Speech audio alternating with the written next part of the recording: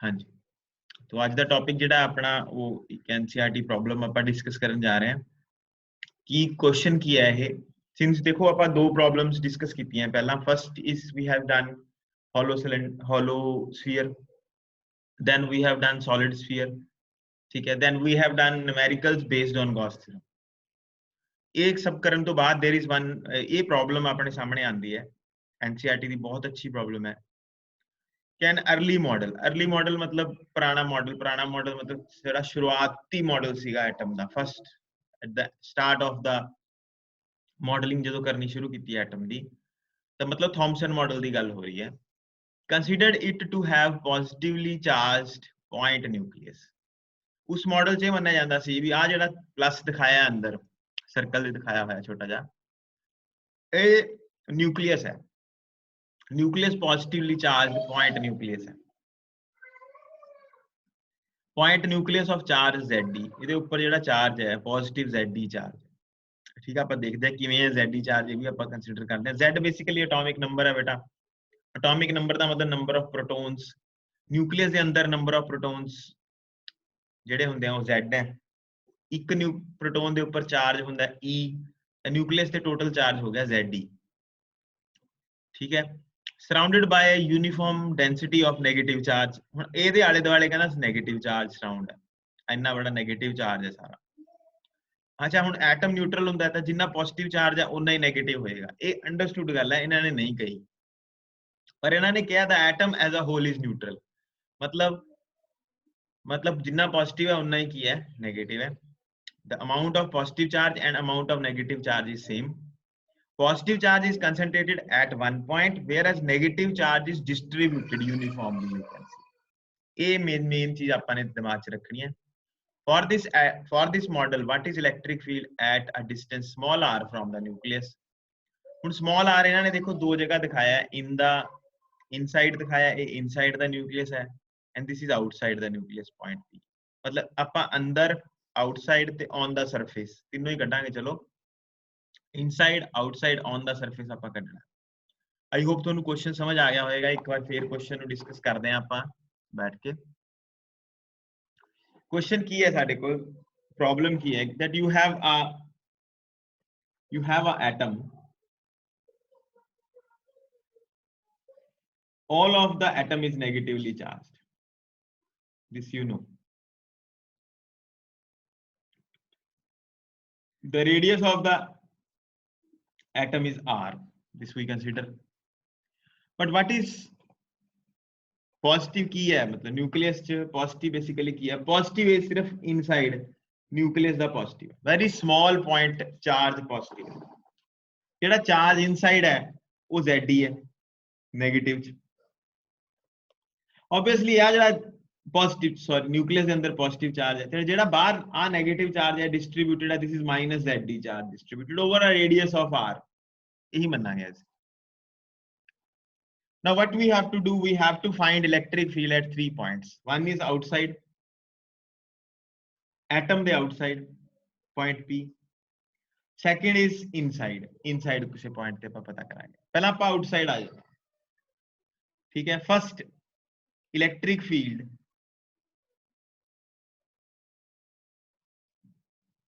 outside the atom। फिर आप सब तो पहले इत्थे गॉसियन सरफेस ड्रॉ करांगे, स्फेरिकल गॉसियन सरफेस, क्योंकि एटम एज अ स्फीयर हुंदा तां असीं सिमेट्री देख के गॉसियन सरफेस ड्रॉ कर लेंगे, ठीक है जी। आप ऊपर वही एरिया ले लेंगे छोटा जा, this is area DS।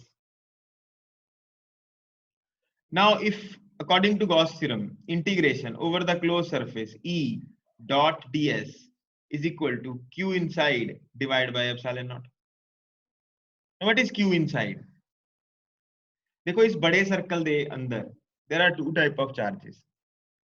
One is positive charge in the nucleus ZD, negative charge outside the nucleus minus ZD। तो total charge if you see is ZD minus ZD, total charge is 0। If total charge is 0, charge inside is 0, therefore E dot ds is also 0, therefore electric field is 0 outside। देखो ਉਹਦੇ ਨਾਲ ਜਿਹੜਾ ਆਪਾਂ ਪੜਿਆ ਸੀਗਾ hollow sphere ਉਹਦੇ ਨਾਲ ਉਲਟ ਹੈ। बिल्कुल उल्टा काम कर रहे हैं। Now if you go on the sphere, इस पॉइंट पे आ जाइए।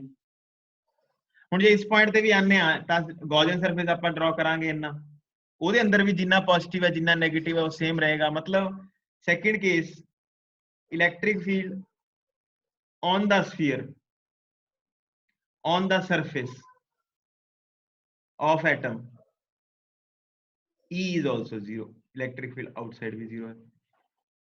यानी कहानी सिर्फ कितने बची है, कहानी इनसाइड बची है।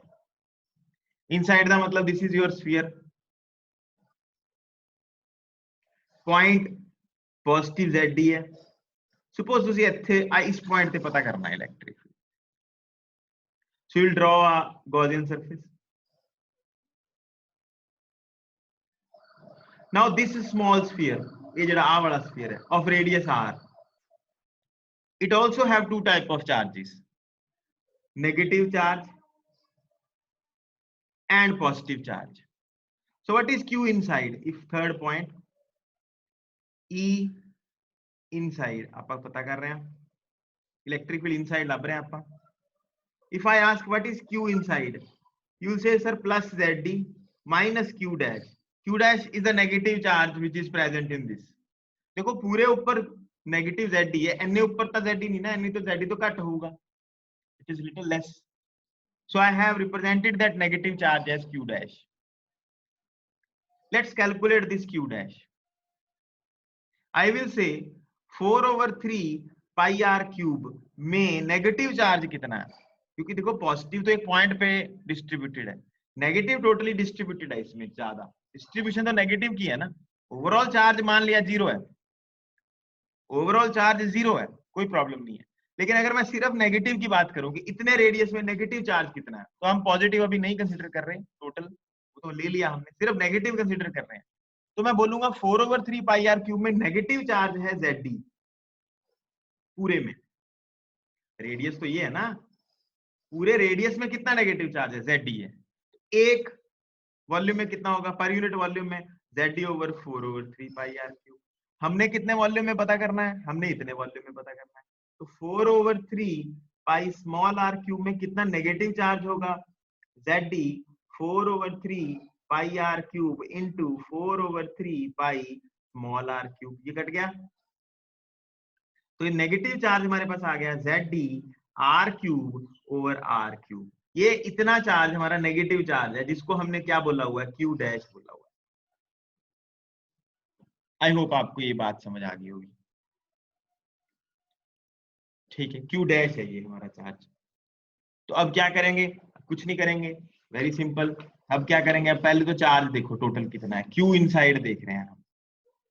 Q इनसाइड ZD तो बाहर था माइनस Q डैश, जो ZD पॉजिटिव था माइनस Q डैश नेगेटिव था। Q डैश की वैल्यू आपने निकाल ली है, तो आप कहेंगे ZD माइनस ZE r³/R³, यही था ना, R³/R³ R³/R³।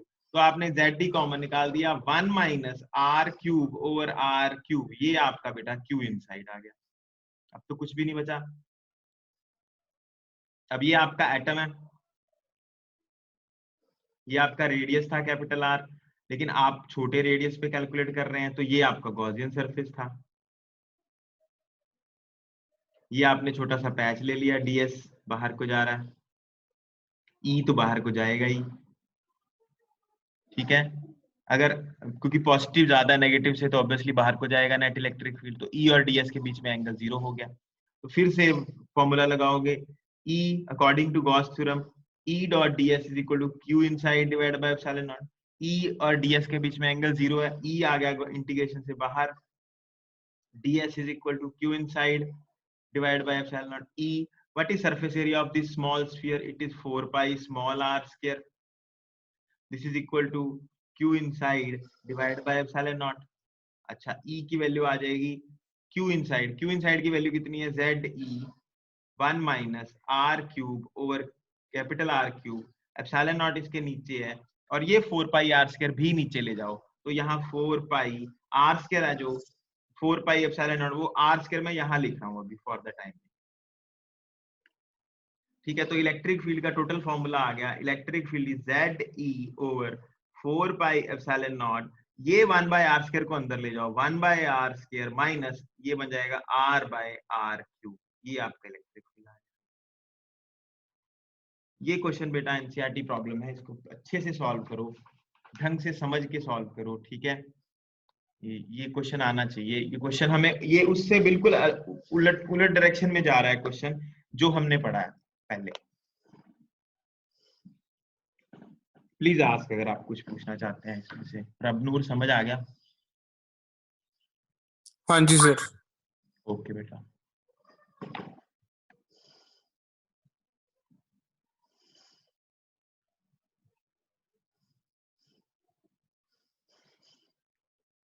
सर एक बार थर्ड पार्ट दोबारा दसना, ई इनसाइड आ।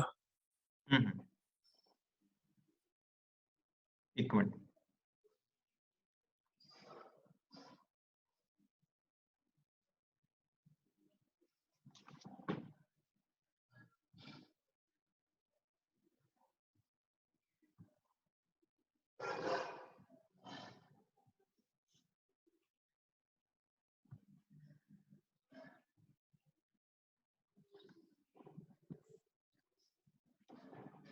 थर्ड पार्ट देख लो, थर्ड पार्ट की है।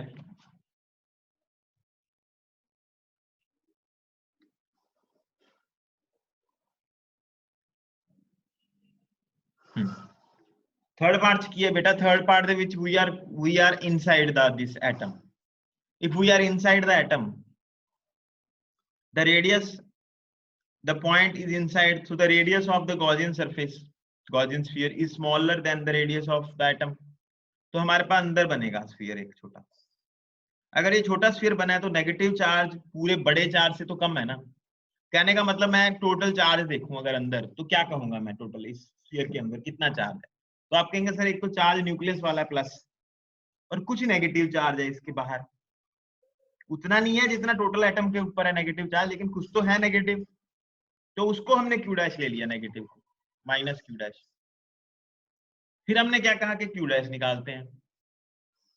कैसे निकालेंगे? हम ये बोलेंगे कि इस पूरे एटम पे नेगेटिव चार्ज कितना है, यानी 4/3πr³ जो कि स्फीयर का वॉल्यूम है, उस पूरे वॉल्यूम में नेगेटिव चार्ज कितना है? नेगेटिव चार्ज Zd है, क्योंकि एटम में पॉजिटिव तो एक पॉइंट पे कंसंट्रेटेड है ना, नेगेटिव ही डिस्ट्रीब्यूटेड है ऑल ओवर।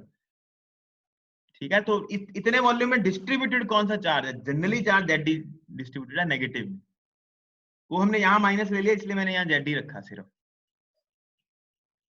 तो एक वॉल्यूम में निकाल लिया Zd/4/3πr³। कितने वॉल्यूम में निकालना चाहते हैं नेगेटिव? हम कितने वॉल्यूम में निकालना चाहते हैं? 4/3πr³ से मल्टीप्लाई कर दिया, ये हमारे पास चार्ज आ गया। ये जो चार्ज आया ये क्यू डैश है। इस क्यू डैश की वैल्यू यहाँ पुट करके हमने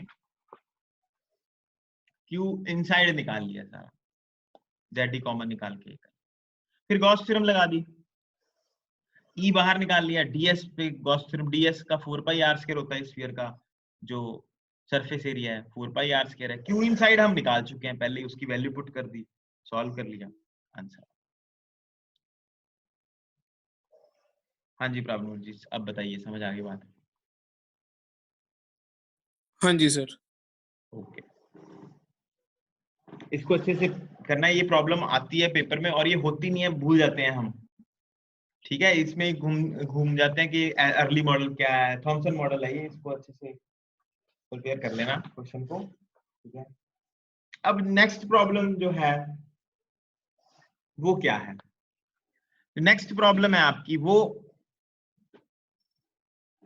इलेक्ट्रिक फील्ड के साथ लिंक है। It is more and less linked with electric field. क्या है कि ये हमारे पास इस तरह से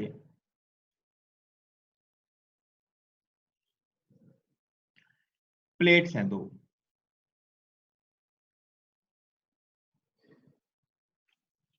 इसमें मैं एक चार्ज पार्टिकल ले रहा हूं।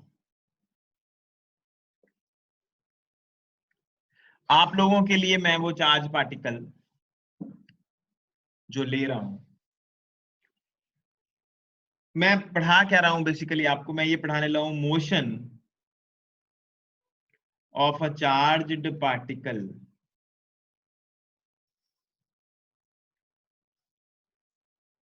when it enters electric field, number 1 velocity is parallel to electric field, first case है। सेकंड केस हम पढ़ेंगे velocity perpendicular to electric field. अभी क्या है, देखो ये इलेक्ट्रिक फील्ड की डायरेक्शन है ई, पॉजिटिव टू नेगेटिव, और मेरा जो चार्ज पार्टिकल है वो मैं पॉजिटिव चार्ज पार्टिकल ले रहा हूं, वो भी यहां रख दिया, तो ऑब्वियसली वो नीचे जाएगा विद वेलोसिटी v। चार्ज इस पे q है, mass of the charge particle m है, तो ऑब्वियसली हम अगर कहें फोर्स कितनी लग रही है इसके ऊपर, फोर्स लग रही है मास इंटू एक्सेलरेशन, और फोर्स वैसे कितनी लग रही है इलेक्ट्रिक फील्ड के कारण, QE is equal to m into A, तो एक्सेलरेशन आ जाएगी QE ओवर m। ये आपने एक्सेलरेशन निकाल दी पार्टिकल की।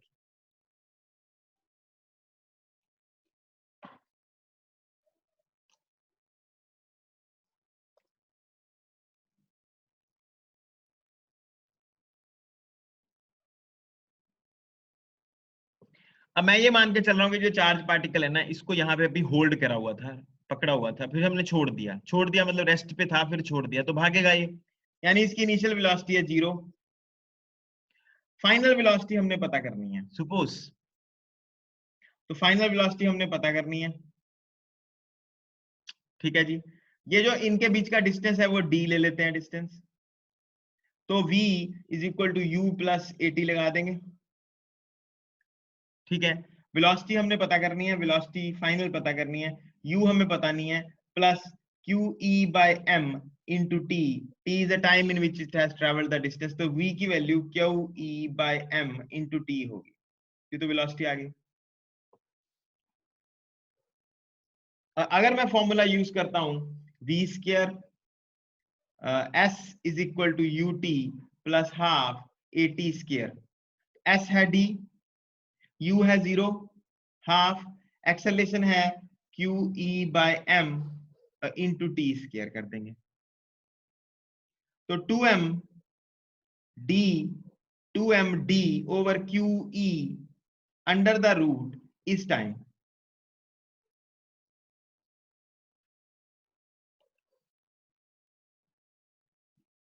अब देखो टाइम जो है ना वो मास डिपेंडेंट है, देख सकते हो आप। चार्ज, मैं अगर आपको कहूं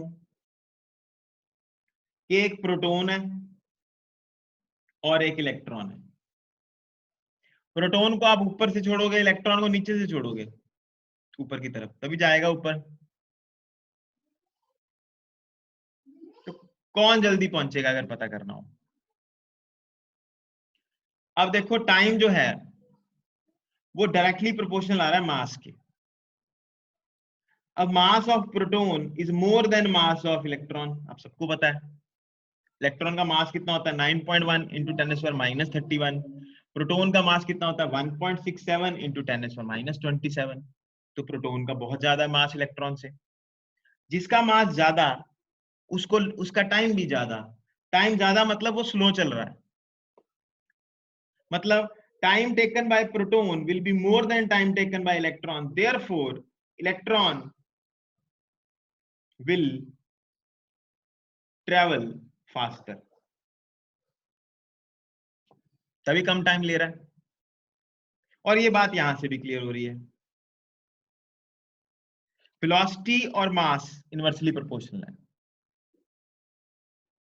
टाइम तो चलो बाद की बात है, बाद में पुट करेंगे या निकालना हो, ठीक है। वेलोसिटी और मास क्या आ रहे हैं, इनवर्सली प्रोपोर्शनल आ रहे हैं। जिसका मास कम उसकी वेलोसिटी ज्यादा, जिसका मास ज्यादा उसकी वेलोसिटी कम, फाइनल वेलोसिटी मतलब। तो ये जो मैंने आपको बेटा कराया है, this is motion of a charge particle when it enters the field parallelly. Parallelly मतलब इलेक्ट्रिक फील्ड की डायरेक्शन और चार्ज पार्टिकल की डायरेक्शन या तो पैरेलल है या एंटी पैरेलल है, इस तरह से कह सकते हो, मतलब in the direction of electric field हम पढ़ रहे हैं। आई होप आपको ये बात समझ आ गई। कुछ पूछना है प्रभनूर? रोशनी बेटा आप लेट आए हो, मैं मैसेज भी करता हूँ फिर भी लेट हो जाते हो आप। आपको पता है 11 बजे क्लास होती है, 11:15 11 आ जाना चाहिए था।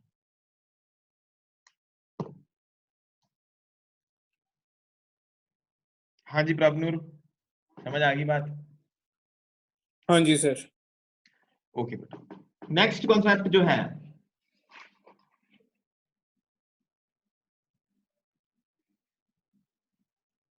वो क्या है, उसको भी समझो।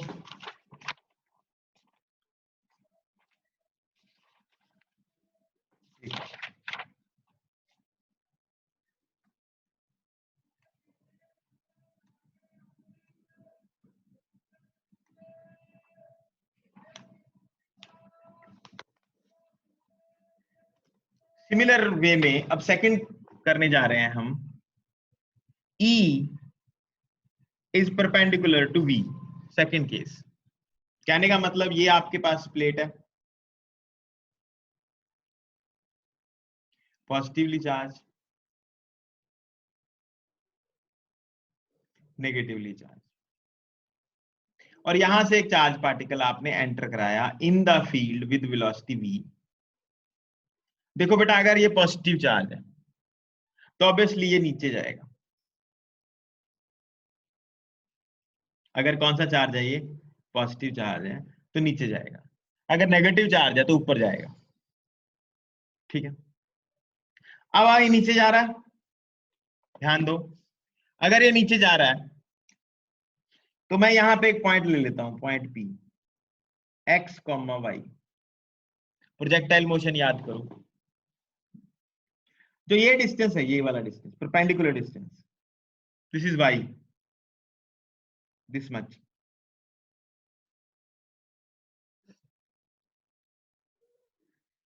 और जो ये डिस्टेंस है, ये वाला distance,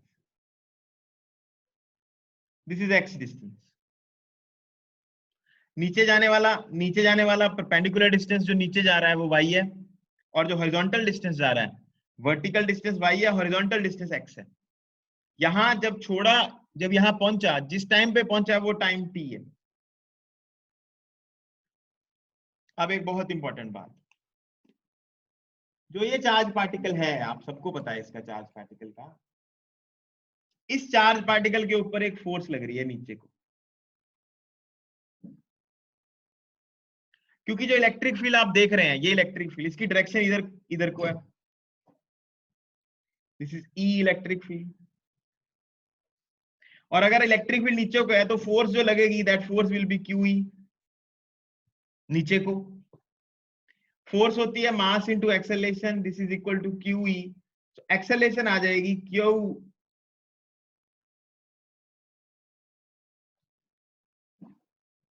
E by M.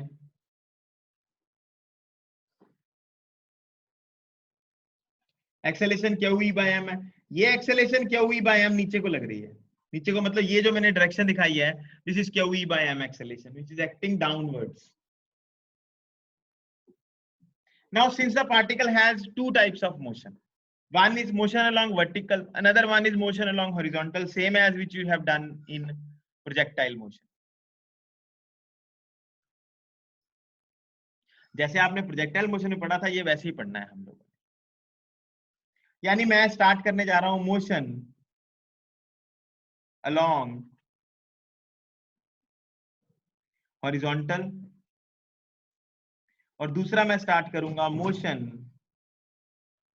along vertical। Motion along horizontal अलग से पढ़ेंगे, मोशन अलॉन्ग वर्टिकल अलग से पढ़ेंगे। आई होप आपको मेरी बात समझ आ रही हो, मैं क्या कर रहा हूं, क्या चीज आपको बताने की कोशिश कर रहा हूं। अब सबसे पहले मोशन अलॉन्ग हॉरिजॉन्टल की बात करते हैं। What is initial velocity of the particle when it enters the field? जब ये फील्ड में एंटर कर रहा है पार्टिकल, तब इसकी इनिशियल वेलोसिटी कितनी है, ux। देखो ये v वेलोसिटी से एंटर कर रहा है, तो हॉरिजॉन्टल वेलोसिटी इसकी v है। What is acceleration of the particle along x-axis? x-axis की तरफ इसकी कोई acceleration नहीं है, y-axis की तरफ acceleration है, कितनी है वो, q e by m। लेकिन इधर को तो कोई acceleration नहीं है। In time t is equal to t, how much distance it has traveled along x-axis? x-axis में इसने कितना distance travel कर लिया, it has traveled x distance। t time में horizontal distance इसने कितना travel किया, s, sx मतलब x travel किया। तो फॉर्मूला लगा देंगे, s is equal to ut plus half A T square और S X U X A X T square, ऐसे भी बोल सकते हो। एस एक्स की वैल्यू है एक्स, यू एक्स की वैल्यू है वी, टाइम इसने लिया टी, प्लस ये सारा फैक्टर जीरो हो जाएगा क्योंकि acceleration along X axis zero है, तो ये जीरो आ गया। यहां से एक्स ओवर वी की वैल्यू टी आ गई।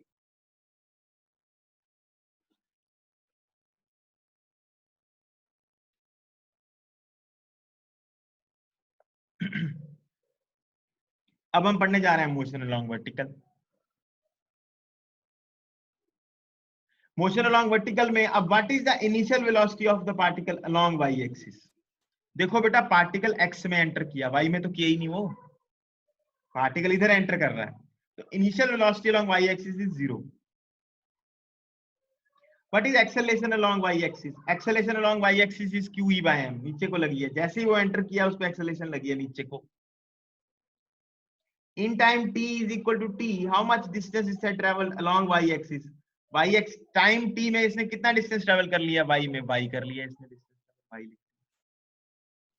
फॉर्मूला यूज करेंगे, s y is equal to u y t plus half a y t square.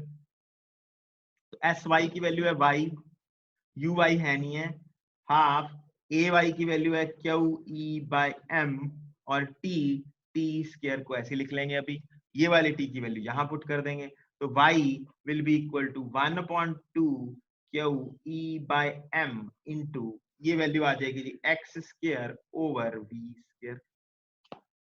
तो आप देख सकते हैं y is proportional to x square. पहले तो ये इक्वेशन को बहुत ही ध्यान से समझना है, y is proportional to x square, यानी ये पाथ क्या होगा, पैराबोलिक पाथ होगा। पहले तो ये समझो।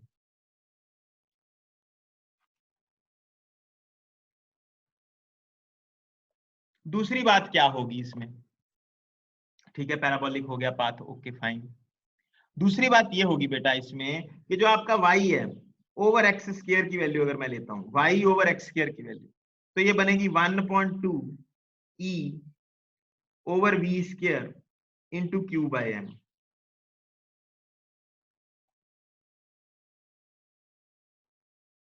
ठीक है, यानी चार्ज ओवर मास रेशो इसको बोलते हैं, इसको क्या बोलते हैं, चार्ज ओवर मास रेशो एक बहुत इंपॉर्टेंट फैक्टर है। अब आपका आज क्या काम है, सुनो। देखो y ओवर एक्स स्क्वायर की वैल्यू, एक्चुअली इलेक्ट्रिक फील्ड देखो कांस्टेंट चीज है, यहाँ पे इलेक्ट्रिक फील्ड कांस्टेंट है, वेलोसिटी जिससे ये एंटर किया था वो भी कांस्टेंट है, हमने v लेंगे। मान लो आप एक अल्फा पार्टिकल, एक इलेक्ट्रॉन, एक proton, alpha particle electron proton को एंटर कराते हो विद सेम वेलोसिटी, तो किसका y x से, किसका y किसके y से ज्यादा होगा, अगर ये पता करना हो। For same value of x whose y is more, मतलब बेंडिंग किसकी ज्यादा होगी, नीचे को कौन ज्यादा बेंड करेगा, अगर ये पता करना हो। For same value of x, electron ऊपर को जाएगा अल्फा पार्टिकल, और प्रोटॉन नीचे को आएंगे, दोनों पॉजिटिव चार्ज है, अल्फा इज ऑल्सो पॉजिटिव। ये आपका आज का काम है, ये आपने मेरे को आज बताना है। पढ़ो, पढ़ के देखो कि चार्ज ओवर मास रेशियो किसका ज्यादा है किसका कम है। कल मैं आपसे पूछूंगा, ये बुक में से पढ़ो, चार्ज ओवर मास रेशियो किसका ज्यादा किसका कम। EQ बाय एम रेशियो की इंपॉर्टेंस हमें यहाँ से पता चलती है, क्योंकि हमें पता लग जाता है कि बेंडिंग किसकी ज्यादा होगी, किसकी, जिसका Q ओवर एम रेशियो ज्यादा होगा और सेम वैल्यू ऑफ x उसका y ज्यादा होगा, यानी वो ज्यादा बेंड करेगा। चार्ज टू मास रेशियो तीनों की निकाल लो, प्रोटॉन की, इलेक्ट्रॉन की और अल्फा पार्टिकल की, please find these out, then find the value of y। बताइए मेरे को किसका y ज्यादा होगा for same value of x। Same value of x मतलब मैं कहूं इतना x है भाई, कौन ज्यादा बेंड कर गया इसमें, अल्फा पार्टिकल बेंड किया है, प्रोटॉन बेंड किया है कि इलेक्ट्रॉन बेंड किया है ज्यादा। तो ये आप मेरे को यहां से देख के बताएं। ये क्वेश्चन भी बुक में है, एनसीईआरटी प्रॉब्लम भी है ये इसके साथ की एक, ठीक है। हाँ, आप उसको पता करिए, पढ़िए उसके बारे में, कल इसके बारे में हम डिस्कस करेंगे। बस बेटा आज मैंने ये 2 प्रॉब्लम्स ही करानी थी आप लोगों को। हमारी क्लास अब 1:15 मतलब होगी 12:45 पे। Thank you very much. इसको पढ़ो बेटा, मैं ये अपलोड कर देता हूँ क्वेश्चन जो भी मैंने कराया। रोशनी लेट क्यों हुई?